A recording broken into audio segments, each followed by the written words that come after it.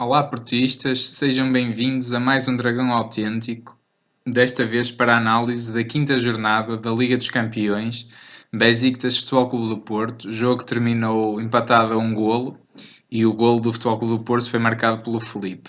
Vamos à primeira rubrica, o 11 inicial. 11 inicial. Dragão 27, o que é que te pareceu este 11 que de certa forma foi inovador e diferente durante esta temporada? Foi a primeira vez, não é? Foi a primeira vez. Dragão 8 pareceu-me um 11 muito bem montado. Porque qual foi primeiro num esquema, num sistema de 4-3-3 com três médios, com o Danilo, o Herrera e o Sérgio Oliveira, que desde já adianto isto, fizeram uma primeira parte soberba, excelente, todos eles a um grande nível. E eu destacaria mesmo assim um Sérgio Oliveira que esteve. O Sérgio Oliveira manteve discernimento e clarividência ao longo de todo o jogo, até. Foi dos poucos que conseguiu isso. Eu vou destacá-lo mais para o fim, por isso Pronto. vou guardar mais para o fim. Mas depois, também muito bem, o Sérgio Sérgio Conceição, treinador, a resguardar as alas, a resguardar os flancos. Porque os flancos também é preciso resguardar, e ele resguardou muito bem. Porquê? Fez subir o Ricardo Pereira e pôs o Maxi atrás como defesa direito. No lado esquerdo, o Brahimi, que também é um senhor jogador a defender, também defende muito bem, aprendeu a defender muito bem, e o Alex Telles, sempre também com as suas descidas, que iam sendo compensadas com o chegar para o lado esquerdo do Sérgio Oliveira, e depois quando descia o Max chegava um bocadinho o Danilo para o outro lado.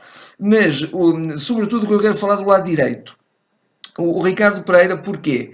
Porque o Corona de facto está em déficit físico e portanto aí fez muito bem de facto o Sérgio Conceição em meter o Ricardo, porque também é um jogador que está habituado a defender, defende bem, ele agora é defesa direito ou é lateral direito e que também desce bem, mas foi perdendo também gás ao longo do jogo. E na segunda parte ele estava perfeitamente falido, depois também falaremos disso, até foi substituído e bem. Mas acho que a equipa foi muito bem montada e o Futebol do Porto fez uma primeira parte excelente. O Sérgio Conceição voltou à Fórmula Champions, ao que eu chamo quase a Fórmula Champions, e com o jogador Champions, entre aspas, que é o Sérgio Oliveira, né? E volta a ter de facto um 4-3-3 e aqui e ali um 4-1-4-1. Às vezes o Danilo ficava um bocadinho mais atrás, os quatro médios alinhavam e o Abubacar mais à frente. E claramente, se me permites, quando o Futebol do Porto estava a defender, aí claramente era o 4-4-2 ou 4-4-1. Ou 4-5-1 quase. Pronto, embora o Herrera se mantivesse sempre um bocadinho mais à frente junto do Abubacar. Sem dúvida. Foi um Porto que me pareceu que surpreendeu com este 11 e manietou de certa forma o meio campo do Besiktas, que nunca conseguiu ter o controle de jogo na primeira parte, sobretudo, porque perdeu muito no meio campo e foi surpreendido com isso. O Porto acho que entra muito bem, dividindo sempre o jogo, e esta surpresa tática com estes intérpretes, na minha opinião, resultou muito bem. Muito bem. Sim, foi uma equipa sempre muito bem fechada, a equipa do Porto, a trocar muito bem a bola, a gerir também os tempos de jogo e até, inclusive, a não permitir grandes oportunidades ao Besiktas, que mesmo assim as teve, naturalmente. Momentos do jogo. Há um remate, lembro-me de fora da área que o José Sá até defende de forma um pouco ortodoxa, mas depois desse lance menos bem conseguido por parte do José Sá, ele esteve a um nível elevadíssimo, muito bem. Fez, por exemplo, várias defesas a remates do Ricardo Quaresma. Mas o Futebol do Porto, muito bem. Depois, mais uma vez, a trabalhar muito bem os lances de bola parada, que de facto aquilo foi um lance de laboratório, foi um lance ensaiado, que correu muito bem na perfeição. E logo a seguir esse lance, o Abubacar podia ter feito o segundo gol. Mas depois, curiosamente, quando o Porto estava perfeitamente até com algum controlo do jogo, um jogo sempre repartido, aliás até se via pela posse da bola 55-45, sempre um bocadinho mais para o Besiktas na primeira parte, na segunda parte já as coisas foram diferentes. Foi um bocadinho até contra a corrente do jogo quando surgiu o golo do Besiktas, não é? Concordo. O golo do empate. Se calhar pela única falha claramente evidente mesmo da defesa do Porto, ou do processo defensivo do Porto, onde de facto vão 4 ou 5 jogadores a correr ao lado direito e deixam um buraco tremendo no centro da defesa, não é? Sem dúvida que o Porto entra muito bem e discute o jogo, o meio-campo, a bola esteve sempre muito dividida por parte das duas equipas. Há iniciativas de lado a lado, mas creio que o Besiktas até nunca chega a criar oportunidades de golo, as ditas oportunidades, tal como o Porto, na verdade. O Besiktas tem um remate fortíssimo do Babel, de facto estava de pé quente, de fora da área, mandou um à trave já na segunda parte. Mas de facto o Porto trabalha muito bem os lances de bola parada e isso faz uma diferença muito grande a este alto nível. Um lance muito bom, muito bem trabalhado pelo Ricardo também, que fez a assistência para o Felipe, que parecia um ponta de lança. Ele fez um remate fantástico. E acho que de facto também concordo que o Porto tem o jogo muito bem controlado e o Besiktas marca um bocadinho contra a corrente do jogo. Mas de facto houve de mérito do Porto, mas também foi uma arrancada muito boa do Tosun, que é um jogador com uma raça e com uma qualidade técnica muito boa, porque de resto, de facto, do Besiktas também pouco perigo efetivo houve, eu acho não é? que o Besiktas de alguma maneira também pactuou um bocadinho, se calhar um pouco surpreendido pela maneira como o Porto se organizou, por um lado isso, por outro lado também a toada foi sempre um bocadinho uma toada morna, digamos assim. Na segunda parte foi diferente. Aí o Besiktas impôs-se mesmo, fez uma pressão muito alta. O futebol do Porto na primeira parte defendia só a partir da linha de meio campo. O Porto não fazia pressão alta. Punha toda a equipa para trás da linha de meio campo, mas começava logo a fazer pressão na linha de meio campo. Na segunda parte nem pôde fazer isso. E depois, as poucas oportunidades que tinha para sair, normalmente os jogadores não tomavam as melhores decisões e quase que entregavam a bola ao adversário. E depois aquela pressão, aquela velocidade, aquele ritmo imposto pelo Besiktas levou a que de facto a equipa depois começasse a ficar ali um bocadinho na lógica de vamos só sofrer e vamos só defender cá atrás, não é? Sem dúvida. Porque o Besiktas na verdade começou a pressionar muito alto e o próprio treinador fez uma alteração, meteu um dos médios mais à frente, um dos médios defensivos mais à frente e o Porto e pôs ali o Porto mesmo encostado, de facto, e uma pressão imensa e uma intensidade de jogo muito grande.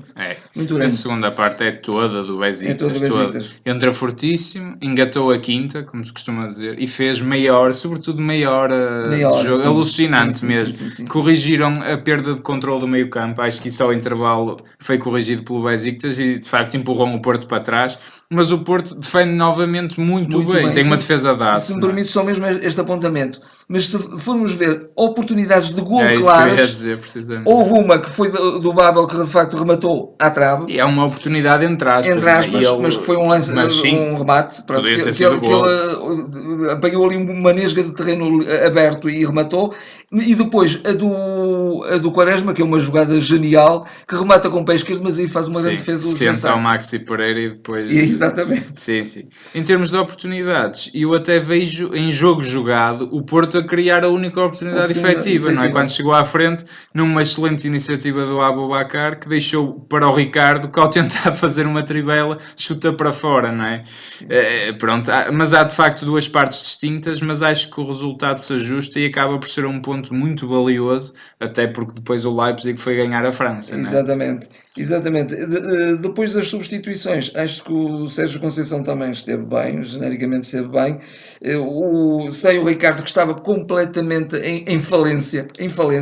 Aliás, ele já não conseguia defender e via-se que muitas vezes não tinha energia suficiente, e no entanto é um jogador jovem, mas não tinha energia suficiente para recuar e chegava muitas vezes atrasado no apoio ao Maxi. E portanto andava ali mesmo quase barata tonta e fez bem em tirá-lo.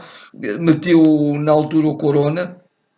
Pronto, o Maxi não estava mal. Não estava mal, meteu o Corona e depois também para refrescar um bocadinho o meio campo, mas isso já mesmo já na ponta final do jogo, já também numa altura em que de alguma maneira o Besiktas tinha pactuado com um empate que lhe servia, porque o Besiktas também começou, um bocadinho se calhar no subconsciente dos jogadores, passou esta ideia, bem, o Porto se calhar num contra-ataque ainda pode marcar e inviabiliza que já hoje nos apuremos para a fase seguinte. E portanto aí o empate já servia para o Besiktas e aí o Sérgio também responde muito bem, mesmo na parte final, põe o Reis, não é? Sai o Herrera, mas sobretudo uma segunda parte de resistência, de sofrimento, mas muito bem, muito bem.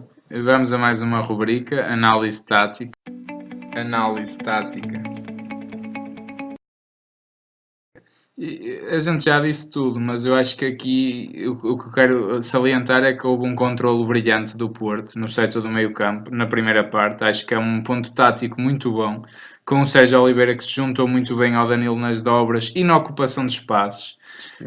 O Herrera mais solto, de facto, e mais pressionante na frente, e o Ricardo e o Brahim a fecharem muito bem as alas. Acho que foi taticamente uma surpresa muito boa e gostei muito de ver o Porto também a ser trabalhado nesse sentido. Sim. E a trocar muito bem a bola, e a movimentar-se muito bem, e a bola a circular sem grande esforço para os jogadores. Exatamente. E aqui também saliento, sobretudo, o Sérgio Oliveira, que em várias ocasiões, e mesmo em algumas ocasiões de muito sufoco na segunda parte, conseguia dar solução de jogo para a dificuldade. Por exemplo, quando uma zona do campo estava muito congestionada, ele conseguia, porque ele tem a grande qualidade de passe, é uma das características dele, variava de flanco e, portanto, foi muito bem sucedido nisso. Acho que esteve um nível excelente. Mas de facto, na segunda parte houve uma inversão nas dinâmicas do meio campo do próprio Besiktas, que jogaram mais juntos e foram mais rápidos, Sim. E o Porto perdeu a vantagem que tinha, acabando por ser dominado e encostado ao seu meio campo defensivo. A nota mais negativa, mesmo durante globalmente o Porto, foi em termos ofensivos, na minha opinião, taticamente, porque eu volto a dizer que falta que faz o Marega, eu lembrei-me disso muitas vezes durante o jogo, para galgar metros, para dar mais velocidade, para dar mais presença, sobretudo na área, e o Porto joga muito longe do último terço do terreno e com dificuldades claras de penetração na área do Besiktas, porque acho que o Porto esteve muito atrás e poucos juntos. No último terço do terreno isto aconteceu. O Aboubakar foi facilmente anulado. Não se viam os alas a fugir. O Brahim ainda tentou aqui ou ali. Sim, o Brahim mais até naqueles momentos quase de desespero, ele aí agarrava-se à bola, mas o agarrar-se à bola não, acabou por não ser mau, porque de alguma maneira quebrava um bocadinho, pelo menos durante um bocadinho, o ímpeto do Besiktas. Sim, o Ricardo já achei interessante na primeira parte que ele aqui e ali fez algumas combinações, tanto muito com o Herrera como com o Maxi, mas na segunda parte ele de facto já estourou. Portanto, taticamente foi isso. Vamos só à penúltima rubrica, o panorama.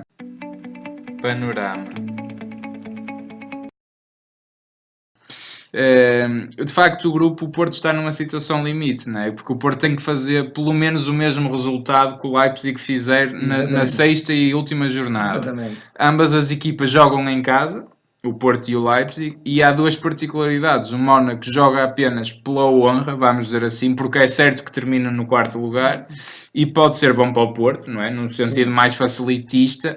E o Besiktas também já tem o primeiro lugar garantido, que pode vir a facilitar, e o Leipzig, eu acredito sinceramente que vai vencer, porque acho mesmo, digo aqui claramente, que acho que é a melhor equipa deste grupo, e era muito bom o Porto passar, tendo eliminado uma equipa destas. E o Porto tem de vencer, acho eu, porque está em igualdade pontual, e acredito no apuramento da equipa do Porto, porque merece e tem uma alma fantástica, como se viu neste jogo. Sim. De facto, o panorama é esse. Eu também, digamos, tenho a expectativa que o Futebol do Porto vence este jogo, e acho que está perfeitamente ao alcance de ganhar este jogo, até porque o Mónaco tem mostrado alguns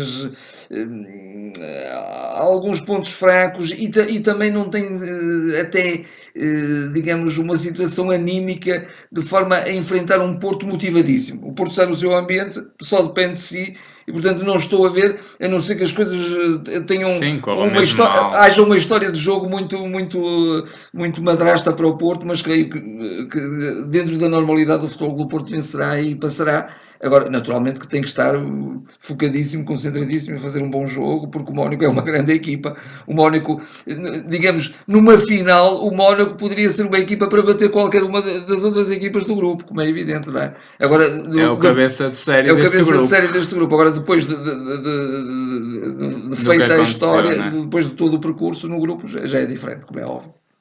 Rapidamente, última marca, última rubrica, marca do jogo. Marca do jogo.